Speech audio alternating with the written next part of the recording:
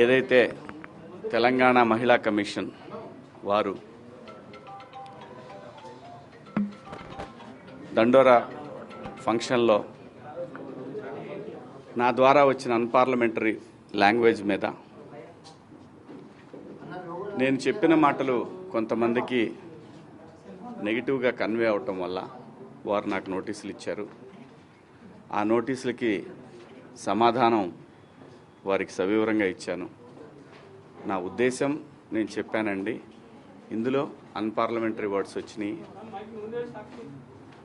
అలాగే మేడం గారు, ఇప్పుడు నేను వచ్చాను కాబట్టి నా వైపు నేను మాట్లాడుకోవచ్చు.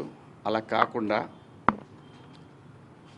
ఎవరైతే దీనికి బాధపడ్డారో వాళ్ళ పాయింట్ ఆఫ్ వ్యూలో కూడా క్వశ్చన్లు అడిగారు. నన్ను అన్నిటికీ సమాధానం చెప్పాను. మేడం గారు ఏమంటారంటే, మీది ఒక ప్రజల్ని ఇన్ఫ్లుయెన్స్ చేసే మీడియా కాబట్టి ఇవాళ మీరు అన్నారు కాబట్టి రేపటి నుంచి అందరూ అయిన దానికి కాని దానికి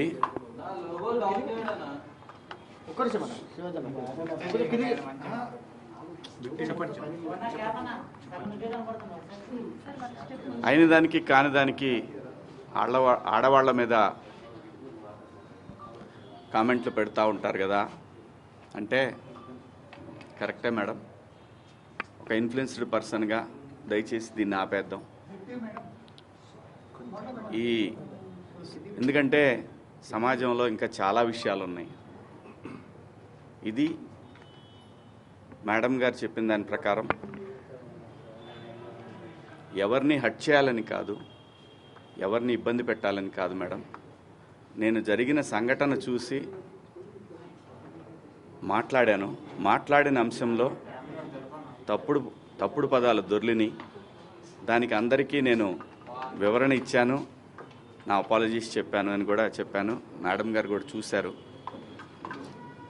నాకు ఇక్కడికి వచ్చిన తర్వాత అర్థమైంది ఏంటంటే, నేను ఏదైతే ఆ రోజున నేను ఏదో జరగబోతుంది అని ఏదైతే గ్రహించానో,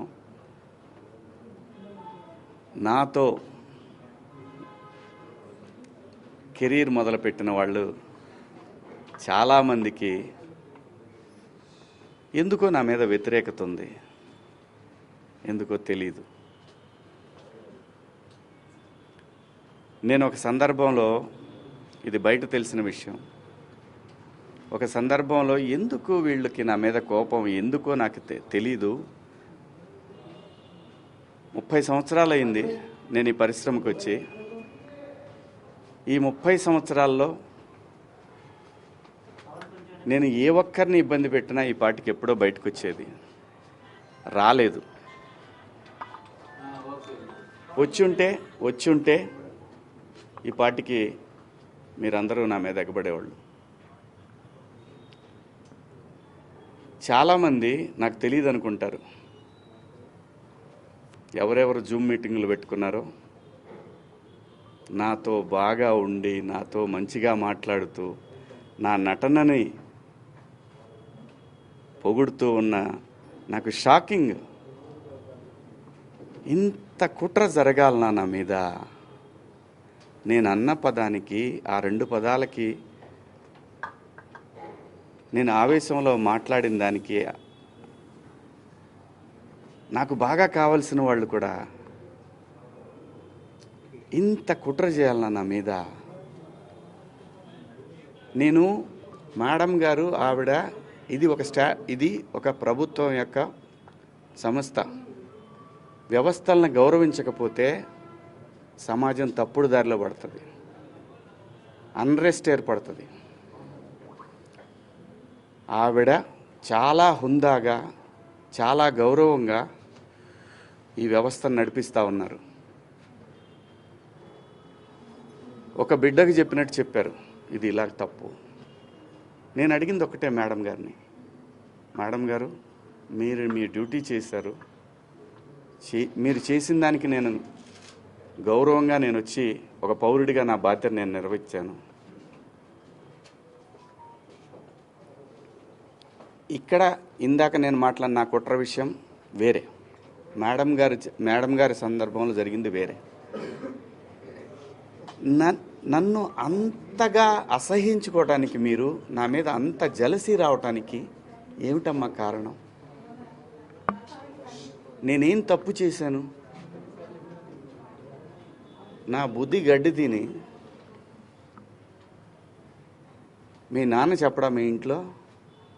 మీ అమ్మ చెప్పదా మీ ఇంట్లో? అంత ద్వేషం ఎందుకు పెంచుకుంటున్నారు? వినా స్త్రీయ జననం నాస్తి.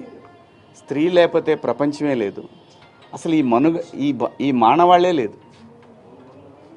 ఏ మగవాడు కూడా తన ఇంట్లో తన భార్య, తన బిడ్డ, తన అక్క చెల్లెళ్ళు, తన కుటుంబాలు ప్రతి ఒక్కడికి ఉంటాయి. ఇక్కడ ఎవరి మీద దాడి చేస్తున్నారని, ఆ డివిజన్ని తీసుకురావాలని ఎందుకు తహతహలాడిపోతూ ఉన్నారు?